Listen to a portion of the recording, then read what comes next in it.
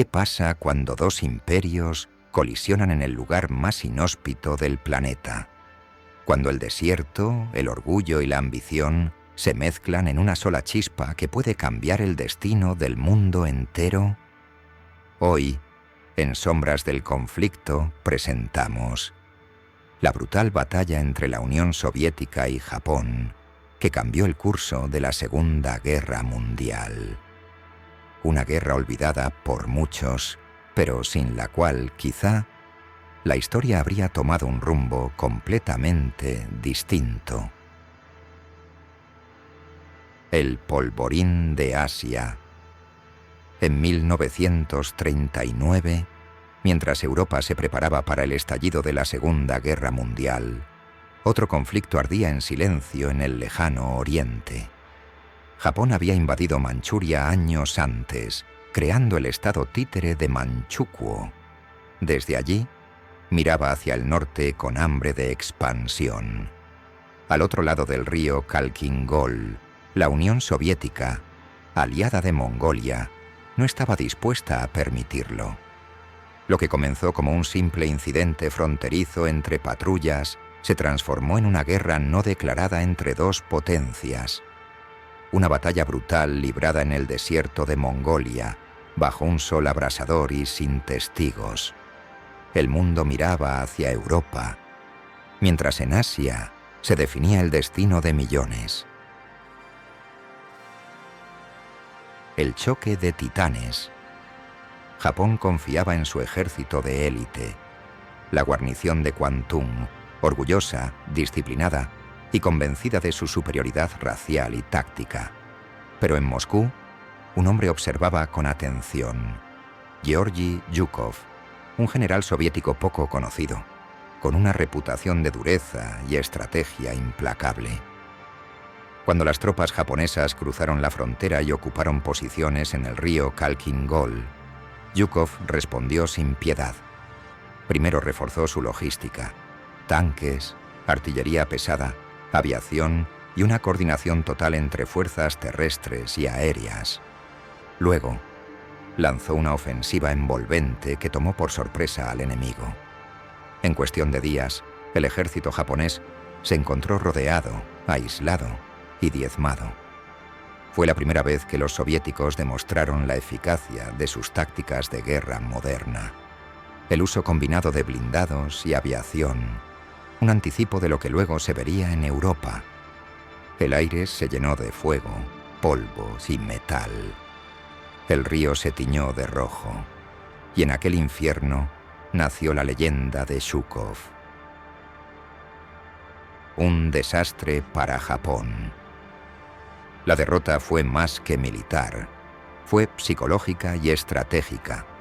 El imperio japonés había sostenido durante años la idea del soldado invencible, del espíritu samurái capaz de vencer a cualquier enemigo mediante la voluntad y el sacrificio. Pero Khalkhin-Gol destruyó ese mito. Los oficiales japoneses no solo fueron superados por el número, sino también por la tecnología, la logística y la táctica soviética. Zhukov demostró que la guerra moderna no se ganaba con honor ni fanatismo, sino con inteligencia y acero.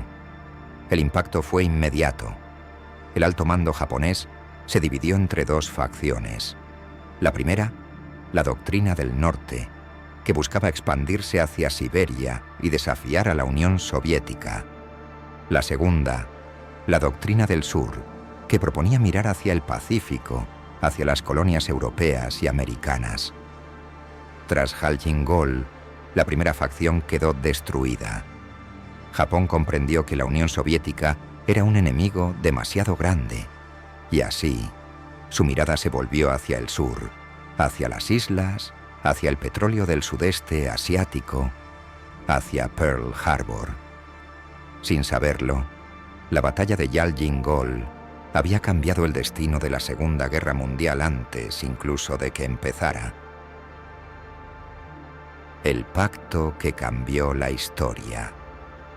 Tras la derrota en Khalkhin-Gol, Japón firmó con la Unión Soviética el Pacto de Neutralidad de 1941. Ambos imperios se prometieron no agredirse mutuamente. Esa firma permitió a Stalin concentrar todas sus fuerzas en el frente europeo cuando Hitler lanzó la Operación Barbarroja.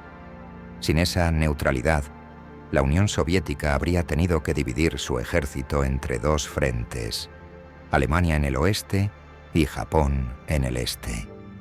Probablemente, la historia habría sido otra. Cuando los tanques soviéticos llegaron a Berlín en 1945, muchos olvidaron que todo empezó en el polvo de Mongolia, 6 años antes. El regreso del fuego. 6 años después, en 1945, todo cambió de nuevo. Cuando la guerra en Europa terminó y Hitler se suicidó en su búnker, la Unión Soviética rompió el pacto con Japón. El 9 de agosto, el Ejército Rojo invadió Manchuria en una ofensiva relámpago dirigida nuevamente por el legendario Chukov. En apenas una semana, el poderoso ejército de Kwantung fue destruido. Más de 600.000 soldados japoneses se rindieron. La ofensiva soviética fue tan rápida que sorprendió incluso a Estados Unidos. 3 días después, Hiroshima y Nagasaki fueron arrasadas por las bombas atómicas. Japón se rindió el 15 de agosto, y así, el ciclo se cerró. La guerra que había comenzado en los desiertos de Mongolia terminó en las ruinas de Hiroshima. Legado y lecciones.